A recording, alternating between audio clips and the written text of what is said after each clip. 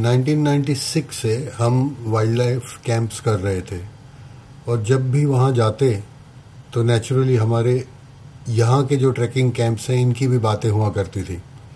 शिरीष, जिससे कि अब दोस्ती से बहुत आगे बढ़ चुकी थी, उसने इच्छा प्रकट की कि एक बार हमारे साथ ये वाला भी कैंप करना चाहता है। तो उसकी ख्वाहिश पूरी करने के लिए कैंप नंबर 25 का प्लान बना। मौका बना जब उसके बैंक ने मुंबई में एक ट्रेनिंग प्रोग्राम ऑर्गेनाइज किया लेट सितंबर 2003 में। कैंप की प्लानिंग में हम मुंबई कर तो 2 हफ्ते से लगातार मिल रहे थे और शिरीष के आने के पहले ही सारी तैयारियां हो चुकी थीं। लास्ट मोमेंट पर धनराज बैकआउट हो गया। वो आर्ट ऑफ लिविंग का कोर्स कर चुका था और उस कोर्स के इन्फ्लुएंस में शराब, नॉन वेज वगैरह सब लीव कर चुका था और अब इस लिस्ट में कैंपिंग भी आ गई। तो इस तरह 20 सितंबर की दोपहर 2:30 बजे सतीश, बख्शी और मैं अपने कलीना के दफ्तर से निकले, घाटकोपर से शिरीष भाई को पिकअप किया और चल पड़े राजूर, कुकड़ी लेक, मानिकडोर डैम की तरफ, जो अहमदनगर डिस्ट्रिक्ट में है और जुन्नर के पास पड़ता है। हम थाना भिवंडी बाईपास को छोड़ के राइट हो गए, वहाँ से कल्याण की तरफ मुड़ गए। कल्याण को भी स्किप करके शाहद रुके और सारे प्रोविजंस और एक नया स्टोव भी वहीं से लिया।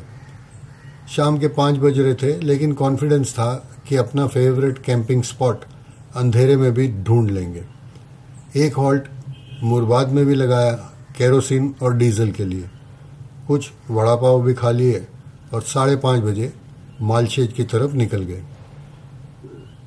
बरसात का मौसम था तो थोड़ी ड्रिजलिंग भी हो रही थी और वातावरण में दिल खुश हरियाली भी मौजूद थी। जगह जगह छोटे वाटरफॉल्स भी दिखते थे। मुरबाद से आगे दाईं तरफ नाने घाट की पीक नहीं दिख रही थी क्योंकि लो लेवल क्लाउड्स बहुत थे। मालशेज चढ़ के अब नई सड़क मदगांव से नहीं निकलती। ओतूर की तरफ जाकर रास्ते में एक राइट जुन्नर के लिए लेना पड़ता है, जो एक खूबसूरत से पास से गुजरता है। पास क्रॉस करके एक छोटा सा राइट मानिकडो कॉलोनी की तरफ चला जाता है। हमें इस रोड पर ही जाना था और मानिकडो से राजूर की तरफ। अंधेरे में कुछ गलत रास्ता पकड़ लिया और किसी दूसरे गांव में पहुंच गए, लेकिन वहां से निकलकर फाइनली राजूर और कुकड़ी लेक के किनारे को ढूंढ ही लिया। समय हो रहा था 7:30 और हम 173 किलोमीटर चल चुके थे। बख्शी साहब और शिरीष लग गए किचन डिपार्टमेंट संभालने में और मैं और सतीश टेंट बिछाकर रात होम डिपार्टमेंट में लग गए। सतीश एक नया टेंट लाया था, जो था तो इग्लू टाइप ही, लेकिन उसके 3 फिन्स का सपोर्ट था तो थोड़ा स्टर्डी था और उस पर एक हुड भी था, तो बारिश से भी प्रोटेक्शन थी। हम वैतरना कैंप की तरह इस बार रात को पानी में तैरना नहीं चाहते थे। सेट होने के बाद शिरीष और मैंने टीचर्स का जाम संभाल लिया और बख्शी जी ने रम और पेप्सी। सतीश को धनराज की आर्ट ऑफ लिविंग की बीमारी लग गई थी, तो उसने अंगूर की बेटी से दूर रहना ही पसंद किया। कुछ देर में गांव का सरपंच और कुछ और लोग पूछताछ के लिए हमारे पास आ गए। वो इसलिए कि कुछ दिनों पहले किसी ने रात को आकर लेक में एक बॉडी डंप कर दी थी, लेकिन जब उनको विश्वास हो गया कि हम तो सिर्फ पागल से कैंपर्स हैं, वो चले गए और अगले दिन का निमंत्रण भी दिया सरपंच के घर का। रात के लिए दाल राइस ही बनी और पिछले कैंपों की कहानियाँ चलती रहीं, खास करके वो आंध्रा फिशरमैन वाली। गज़लों, गानों और चुटकुलों का दौर चला जैसे कि कैंप में होता है और रात 1 बजे हम टेंट में घुसकर सो गए। टेंट 4 बंदों के लिए थोड़ा छोटा था और लंबाई में शायद चाइनीज़ लोगों को ध्यान में रखकर बनाया गया था, तो घुटनों को मोड़ कर सोना पड़ा। जैसे तैसे रात निकाली और सुबह 7:30 बजे उठ गए। नया वाला स्टोव भी फेल हो गया, तो पत्थर जमा करके फायरवुड पर चाय बनी। गांव से एक बच्चा आया याद कराने के लिए कि सरपंच वेट कर रहे हैं हमारी। हमने कहा नाश्ता करके आते हैं। बेक बीन्स और पाव का नाश्ता बना और फिर हम चले गए सरपंच के घर। सरपंच का नाम था उरुडू ढोंडू मुंडे और वो मुझे लेक के किनारे एक 4 एकड़ का लैंड ऑफर करने लगा। हमने बताया कि इस वक्त तो कोई इरादा नहीं है, लेकिन उस पर सोच विचार करेंगे। गांव में एक मंदिर बन रहा था तो हमने 1001 रुपये डोनेशन दिए। सरपंच के यहाँ चाय पी और राजूर से निकल लिए। जुन्नर की सड़क पकड़कर पहुंचे मानेकडो। डैम को लगकर ही फॉरेस्ट डिपार्टमेंट की कुछ जगह है जहां उन्होंने वहां के लोकल फील्ड से पकड़े हुए पैंथर रखे हुए थे पिंजरे में। पता चला कि अब तक 100 से ज़्यादा पैंथर पकड़ चुके हैं। जब हम गए तो वहां पर अलग अलग साइज़ के 10-12 पैंथर थे, कुछ मेटल केजेस में और कुछ कंक्रीट के केजेस में। नेचुरली पैंथर्स काफ़ी गुस्से में थे और हम पर गुर्रा रहे थे, और एक की फ़ोटो निकालते वक्त वो मुझ पर चार्ज ही कर बैठा। स्टील की ग्रिल ना होती तो मैं तो गया था। फ़ोटो निकालते वक्त भी उसके चार्ज की वजह से मैं पीछे गिर गया, क्योंकि बैठे हुए निकाल रहा था और पैंथर का नेचुरल इंस्टिंक्ट था चार्ज करना।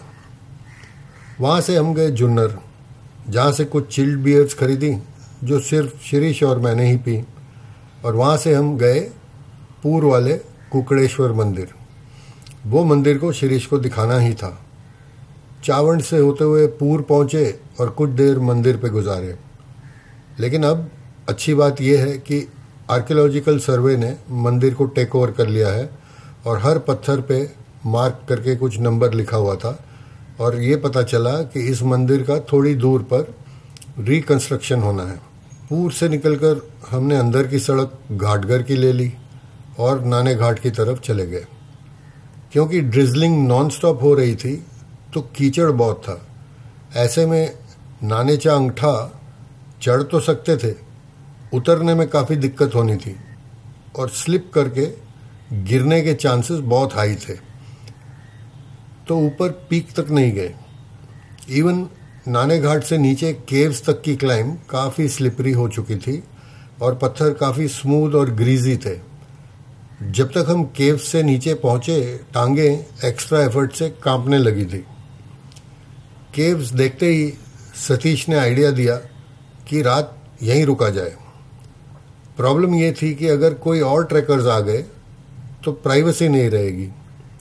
सतीश को कॉन्फिडेंस था कि संडे की शाम है तो सारे ट्रैकर्स अब वापस घर जा रहे होंगे और कोई वहाँ नहीं आएगा। दूसरी प्रॉब्लम ये थी कि नीचे तक सारा सामान उन स्लिपरी स्लोप्स और उन पत्थरों से कैसे लाएंगे। वहाँ भी सतीश ने कहा कि जितने भी ट्रिप्स लगेंगे मैं करूँगा सामान ढोने के लिए। ऐसे में एक माउंटेनियर का होना कितना फ़ायदेमंद होता है। केव से पास चढ़कर ऊपर आए तो एक पिकनिकर्स का ग्रुप बैठे लंच खा रहा था और कुछ और गाड़ियों में कुछ कपल्स कोजी हो रहे थे, बट यकीनन ये रात रुकने वालों में से नहीं थे। घाटघर गांव से चिकन लाने में काफ़ी वक्त लग गया और जब तक हम वापस आए तो कपल्स तो जा चुके थे, लेकिन ये लास्ट ग्रुप लंच ख़त्म करके बस निकलने ही वाला था। सतीश को नीचे आने के लिए 2 ट्रिप लगाने पड़े और हम लोगों ने एक ट्रिप में अपना अपना बैकपैक उठा के किसी तरह नीचे पहुंच गए केव्स तक। उतरते उतरते शिरीष भाई स्लिप कर गए और थोड़ी सी उनकी टांग में चोट लग गई, लेकिन कोई सीरियस चोट नहीं थी। करीब 1500-1700 साल पहले ये एक ट्रेड रूट था। उस ज़माने में वेस्टर्न कोस्ट का मेन पोर्ट हुआ करता था वसई।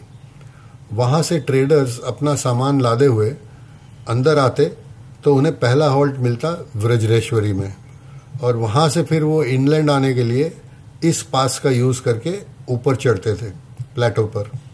सबसे बड़ी केव में हम थे और बाकी केव्स थोड़ी छोटी हैं। इस केव में दीवारों के साथ पत्थर का प्लेटफॉर्म भी बना है जो एज अ बेंच सर्व करता होगा। दीवारों पर शायद ब्रह्मी स्क्रिप्ट में कुछ इंस्क्रिप्शंस हैं और पानी जमा करने के लिए बहुत सारे छोटे छोटे स्टोन की कैविटीज़ या टैंक्स। किसी ज़माने में इस केव को दरवाजे भी लगे हुए थे जो कि ज़मीन और छत पर पिवट होल से पता चलता था।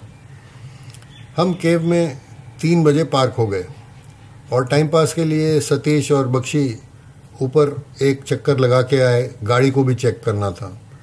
वापसी में बख्शी जी भी स्लिप कर गए और किस्मत हमारी अच्छी थी कि कोई चोट नहीं लगी।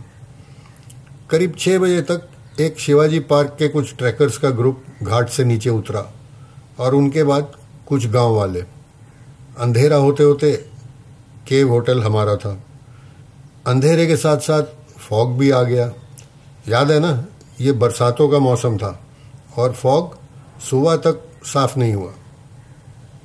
केव का रेजोनेंस इतना अच्छा था कि गाने का बहुत ही आनंद आया और चारों ने अपने अपने टैलेंट का प्रदर्शन किया। रात सोते सोते 1 बज गए। सुबह 6:30 बजे कुछ बंदर आ गए और उनकी वजह से फिर सोना पॉसिबल ना था। चाय पीकर हल्का होकर हम 8:30 बजे तक वापसी के लिए तैयार हो गए। एक गांव वाला जो नीचे जा रहा था उसको सारा अपना एक्स्ट्रा सरप्लस सामान गिफ्ट कर दिया और बाकी का उठाकर हम ऊपर ले आए। वापसी राजूर और मानेकडो से होते हुए ओतूर वाली सड़क पकड़ी और मध के पास रुककर ऑमलेट और पराठे एज नाश्ता किया। वापसी में हमें कल्याण तक कंटिन्यूस बारिश मिली और घर पहुंचते पहुंचते दोपहर के 2:30 बज चुके थे। ये थी हमारे कैंप 25 की छोटी सी दास्तान जो बहुत ही इंजॉयबल था, एक तरह से unique and full of life. Thank you.